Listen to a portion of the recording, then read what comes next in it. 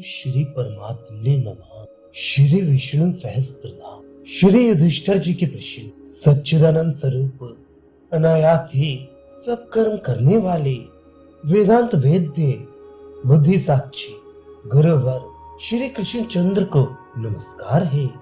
वेद रूपी कमल के लिए सूर्य रूप शम आदि के आश्रय संपूर्ण लोक के हित में तत्पर मुनिवर कृष्ण द्वैपायन व्यास की मैं वंदना करता हूँ।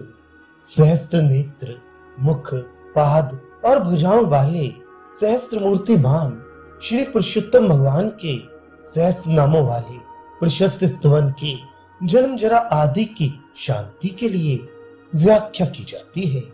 श्री वैशंपायन जी जन्मे जैसे बोले, धर्मपुत्र राजा युधिष्ठिर ने अभ्युदय और निश्रेयस की प्राप्ति के हेतु स्वरूप संपूर्ण विधि रूप धर्म तथा पवित्र अर्थात पापों का क्षय करने वाले धर्म रहस्यों को सर्वशः सब प्रकार सुनकर और ये समझकर कि अभी तक ऐसा कोई धर्म नहीं कहा गया जो सकल पुरुषार्थ का साधक और सुख संपाद्य अर्थात अन्य प्रयास से ही सिद्ध होने वाला होकर भी महान फल वाला हो।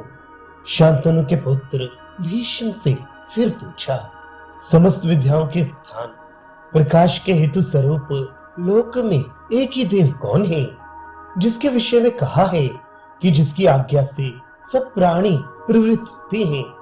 ये प्रथम प्रश्न है। अर्थात इस लोक में एक ही परायण एक ही पर अयन यानी प्राप्तव्य स्थान कौन है, जिसका साक्षात्कार कर लेने पर उस परावर अर्थात कार्य कारण रूप परमात्मा को देख लेने पर जीव की अविद्या रूप हृदय ग्रंथि टूट जाती है, सब संशय नष्ट हो जाते हैं तथा संपूर्ण कर्म क्षीण हो जाते हैं, जिसके ज्ञान मात्र से ही आनंद स्वरूप मोक्ष प्राप्त होता है, जिसका जानने वाला किसी से भय नहीं करता, जिसमें प्रवेश करने वाले का फिर जन्म नहीं होता, जिसके जान लेने पर जो ब्रह्म को जानता है वह ब्रह्म ही हो जाता है।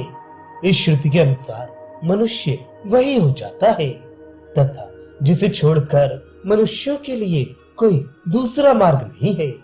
जैसा कि श्रुति कहती है, मोक्ष के लिए और कोई मार्ग नहीं है। इस प्रकार जो लोक में एक ही परायण बतलाया गया है वह कौन है, ये दूसरा प्रश्न है। और कौन से देव की स्तुति गुण कीर्तन करने से तथा किस देव का नाना प्रकार से अर्चन अर्थात वाह्य और आंतरिक पूजा करने से मनुष्य शुभ यानी स्वर्ग आदि फल रूप कल्याण को प्राप्त कर सकते हैं, ये दो प्रश्न और हैं। आप समस्त धर्मों में पूर्वोक्त लक्षणों से युक्त किस धर्म को परम श्रेष्ठ मानते हैं, यह पांचवा प्रश्न है। तथा किस जपनीय का उच्च उपांश और मानस जप करने से जन्म धर्मी जीव जन्म संसार बंधन से मुक्त हो जाता है। यह जंतु शब्द से जप अर्चन और स्तवन आदि में समस्त प्राणियों का यथा योग्य अधिकार सूचित करते हैं।